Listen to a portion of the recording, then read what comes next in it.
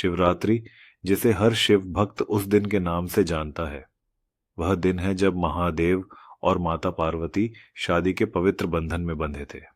इस पावन अवसर पर हर शिव पार्वती भक्त व्रत रखते हैं और उन्हीं भक्तों के लिए शिव पुराण में महाशिवरात्रि व्रत कथा भी बताई गई है।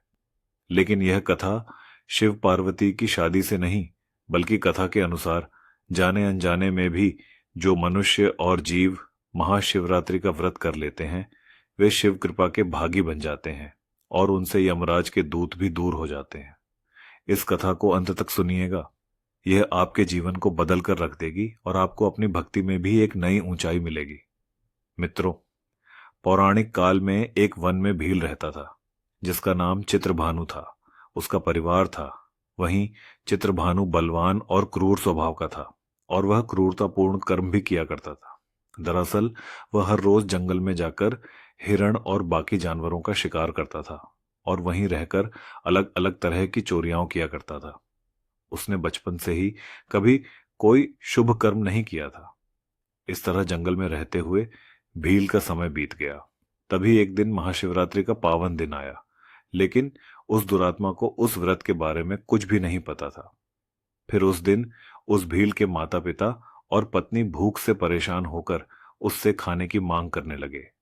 उनके बार बार याचना करने पर भी वह भील तुरंत धनुष लेकर वन की ओर चल दिया और हिरणों के शिकार के लिए सारे वन में घूमने लगा।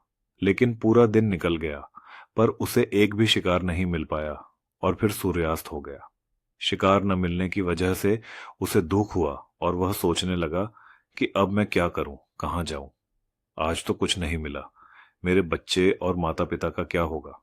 मुझे कुछ न कुछ लेकर ही घर जाना चाहिए। इतना सोचकर वह शिकारी एक जगह आश्रय के पास पहुंचा और वहां जाकर मन ही मन यह विचार करने लगा कि यहां कोई न कोई जीव पानी पीने के लिए अवश्य आएगा, फिर उसी को मारकर घर ले जाऊंगा। उसके बाद वह एक बेलपत्र के पास गया। उसके मन में केवल यही चिंता थी कि कब कोई जीव आएगा।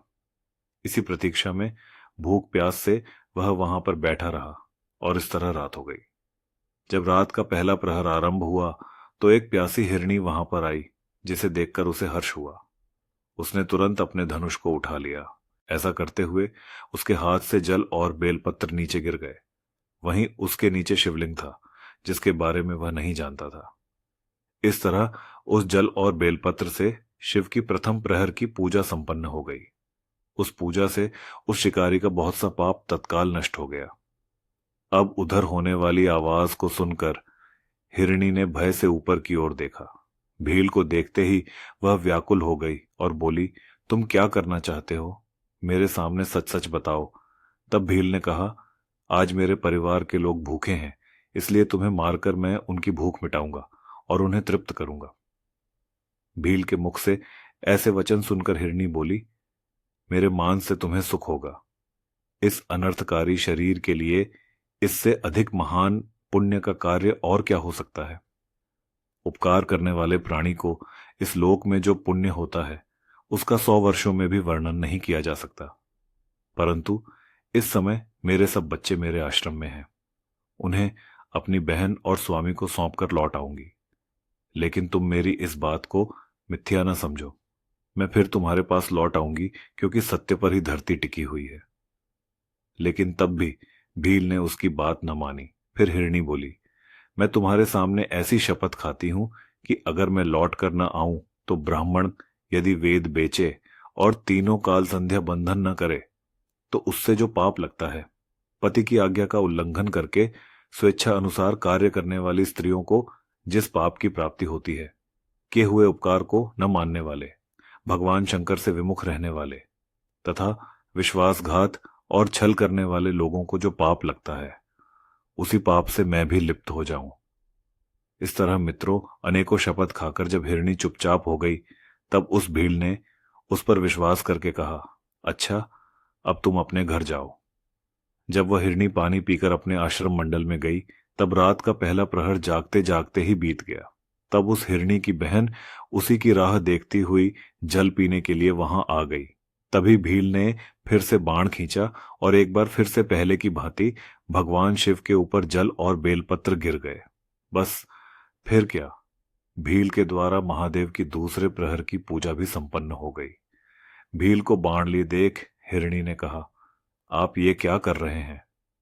तभी उसने कहा, अपने भूखे कुटुंब को तृप्त करने के लिए तुम्हें मारूंगा। यह सुनकर हिरणी बोली, मेरी बात सुनो, मैं धनी हूं, मेरा देह धारण सफल हो गया, क्योंकि इस अनीत शरीर के द्वारा उपकार होगा, परंतु मेरे छोटे छोटे बच्चे घर में हैं। मैं एक बार जाकर उन्हें अपने स्वामी को सौंप दूं, फिर तुम्हारे पास लौट आऊंगी। हिरणी की बात सुनकर शिकारी बोला, मुझे तुम्हारी बातों पर विश्वास नहीं है, मैं तुम्हें मारूंगा और इसमें कोई संदेह नहीं है। भील की बातें सुनकर हिरणी भगवान विष्णु की शपथ खाती हुई बोली, यदि मैं लौट कर ना आऊं तो अपना सारा पुण्य हार जाऊं। जो पुरुष अपनी विवाहित स्त्री को त्याग कर दूसरी के पास जाता है, वैदिक धर्म का उल्लंघन कर कल्पित धर्म पर चलता है, भगवान विष्णु का भक्त होकर शिव की निंदा करता है, माता पिता के निधन तिथि को श्राद्ध आदि नहीं करता, ऐसे लोगों को जो पाप लगता है वो मुझे भी लगे। भील उसकी बात मान जाता है। इतने में ही रात का दूसरा प्रहर भी भील के जागते जागते बीत गया। इसी समय तीसरा प्रहर आरंभ हो गया और इधर हिरणी के वापस न लौटने पर भील उसकी खोज करने लगा। इतने में ही उसने झील के पास एक और हिरण को देखा जो हष्टपुष्ट था। उसे देखकर भील को हर्ष हुआ। उसने बिना कुछ सोचे समझे हिरण पर निशाना साध दिया।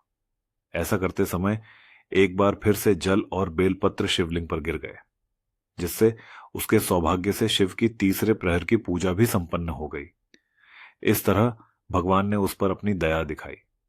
वहीं पत्तों के गिरने की आवाज सुनकर उस हिरण ने भील की ओर देखा और पूछा, क्या कर रहे हो? फिर भील ने कहा, मैं अपने कुटुंब को भोजन देने के लिए तुम्हारा वध करूंगा। तभी हिरण ने कहा, मैं धन्य हूं, मेरा हष्ट-पुष्ट शरीर होना सफल हो गया, क्योंकि मेरे शरीर से आप लोगों की तृप्ति होगी। जिसका शरीर परोपकार के काम नहीं आता, उसका सब कुछ व्यर्थ चला जाता है। जो सामर्थ्य रहते हुए भी किसी का उपकार नहीं करता, उसकी वह सामर्थ्य व्यर्थ चली जाती है और वह परलोक में नरक का भोगी होता है। परंतु एक बार मुझे जाने दो, मैं अपने बालकों को उनकी माता के हाथों में सौंपकर और उन सबको धीरज बंधाकर यहां लौट आऊंगा। उसके ऐसा करने पर भील मन ही मन विस्मित हुआ। उसका हृदय कुछ शुद्ध हो गया था और उसके सारे पाप नष्ट हो चुके थे। उसने हिरण से कहा, जो यहां पर आए वो सब तुम्हारी तरह बातें बनाकर चले गए, परंतु वो अभी तक यहां नहीं लौटे। इस समय तुम भी संकट में हो और इसलिए झूठ बोलकर चले जाओगे। भील की बातें सुनकर हिरण ने कहा, मुझ में असत्य नहीं है। सारा चराचर ब्रह्मांड सत्य पर ही टिका हुआ है। जिसकी वाणी झूठी होती है, उसका पुण्य उसी समय नष्ट हो जाता है। शिवरात्रि के दिन भोजन करने से जो पाप लगता है, झूठी गवाही देने, धरोहर को लेने तथा संध्या न करने से द्विज को जो पाप होता है, वही पाप मुझे भी लगे। यदि मैं लौट कर ना आऊं, जिसके मुख से कभी शिव का नाम नहीं निकलता, जो सामर्थ्य रहते हुए भी दूसरों का उपकार नहीं करता, पर्व के दिन श्रीफल है अवक्षी भक्षण करता तथा शिव जी की पूजा किए बिना और भस्म लगाए बिना भोजन कर लेता है, इन सब का पाप भी मुझे लगे अगर मैं लौट कर ना आऊं। हिरण की सारी बातें सुनने के बाद भील ने कहा, जाओ, लेकिन जल्दी लौट कर आना। इसके बाद दोनों हिरणी और हिरण अपने आश्रम में मिले। तीनों ही प्रतिज्ञाबद्ध हो चुके थे। उन सब ने यही निश्चय किया कि उन्हें भील के पास अवश्य जाना चाहिए, जिसके बाद वे बालकों को आश्वासन देकर वहां से जाने लगे। उसी समय हिरणी ने अपने स्वामी से कहा, स्वामी, आपके बिना यहां बालक कैसे रहेंगे? मैंने ही वहां पहले जाकर प्रतिज्ञा की है, इसलिए केवल मुझको जाना चाहिए। आप दोनों यही रहो। उसकी यह बात सुनकर छोटी हिरनी बोली, बहन, मैं तुम्हारी से इसलिए आज मैं भील के पास जाती हूं, तो मैं यहीं रहूंगी। तभी हिरण बोला, मैं ही वहां जाता हूं, तुम दोनों यहां रहो, क्योंकि बच्चों की रक्षा माता से ही होती है। स्वामी की बात सुनकर दोनों ही बोली, प्रभु, पति के बिना इस जीवन पर धिक्कार है। तब उन सब ने अपने बच्चों को सांत्वना देकर उन्हें के हाथों में सौंप दिया और स्वयं शीघ्र ही उस स्थान की ओर प्रस्थान किया जहां शिरोमणि उनकी प्रतीक्षा में बैठा था। उन्हें जाते देख उन सबके बच्चे पीछे पीछे चले। उन्होंने यह निश्चय कर लिया था कि माता पिता की जो गति होगी वही हमारी भी होगी। उन सबको एक साथ आया हुआ देख भील को हर्ष हुआ। उसने धनुष पर बांध रखा, लेकिन उस समय फिर से जल और बेलपत्र शिवलिंग के ऊपर गिर गए। इससे शिवजी के चौथे प्रहर की शुभ पूजा भी संपन्न हो गई। अब मित्रों, उस समय भील का सारा पाप तत्काल भस्म हो गया। चित्र में ही दोनों हिरनियों और हिरण ने बोला, शिरोमणि, शीघ्र कृपा करके हमारे शरीर को सामर्थ्य करो।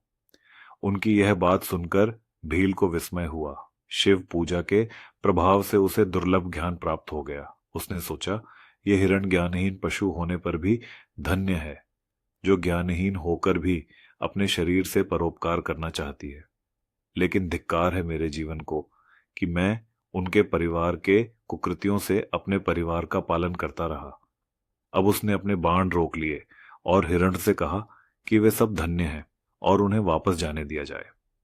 उसके ऐसा करने पर भगवान शंकर ने प्रसन्न होकर उसे अपने दिव्य स्वरूप के दर्शन करवाए और उसे सुख समृद्धि का वरदान देकर गहू नाम प्रदान किया।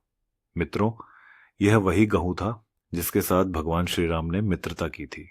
महाशिवरात्रि की यह कथा यहीं समाप्त होती है। अगर आपको पसंद आई हो तो इसे ज्यादा से ज्यादा लाइक करें और शेयर करें।